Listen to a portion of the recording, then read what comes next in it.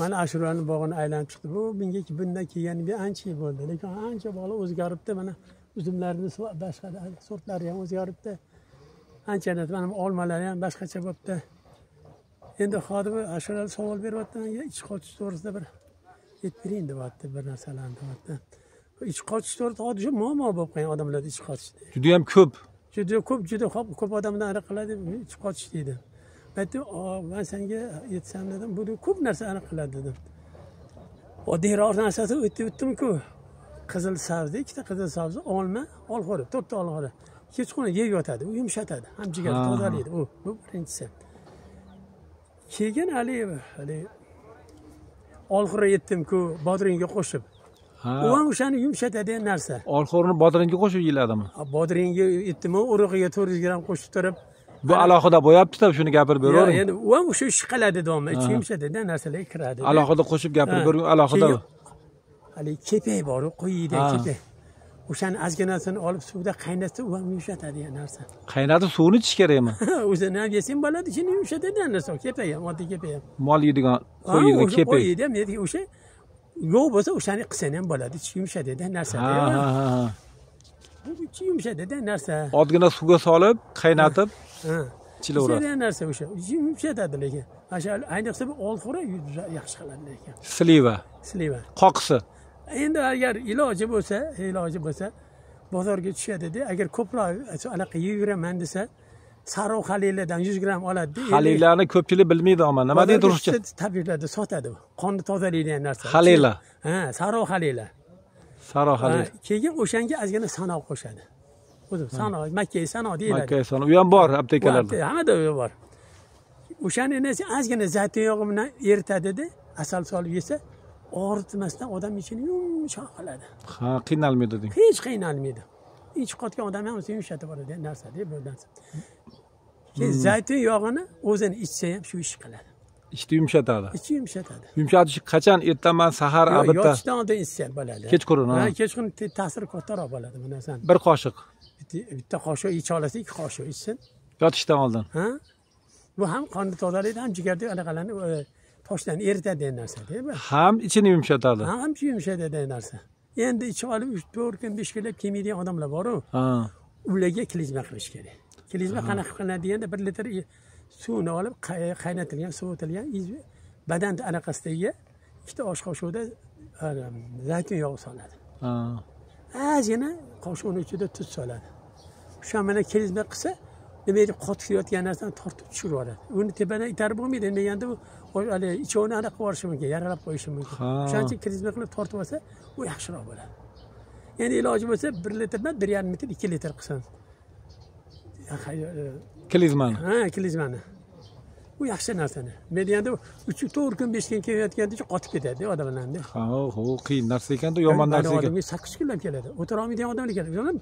O'tira olmaydigan odamlar keladi. O'tira olmaydi shu ahvolga kelib qoladi. 8 kun o'tib ichi qatigandan keyin. Men aytaman, shuni qil deyman. Qarang. Bu ichi qatish gemoroyga olib kelar ekan-da bo'lmasa.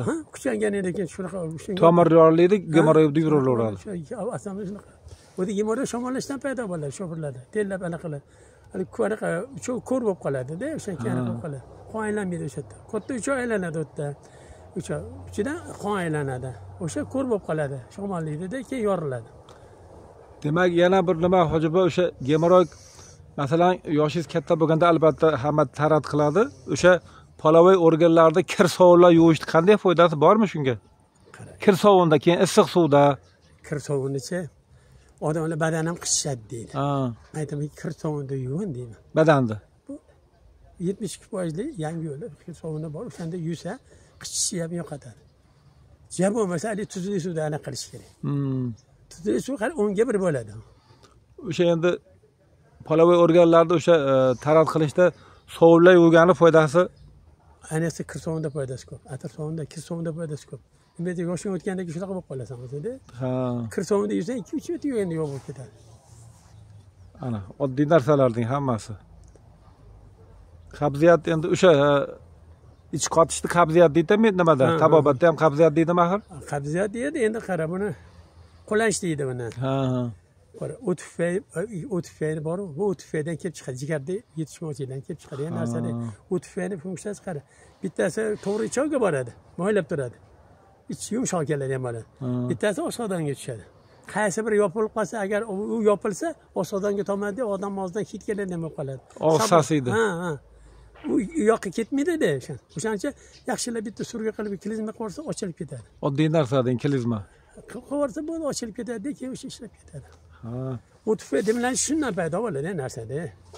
Ko'pchilik klizmaga e'tibor bermaydi, nima qilishni bilmay yuradi. Demak, klizmani ham foydasi ko'p ekan-da. Klizma foydasi endi bilish kerak-da, qanaqa qilish. Ha, qanaqa qilishdi.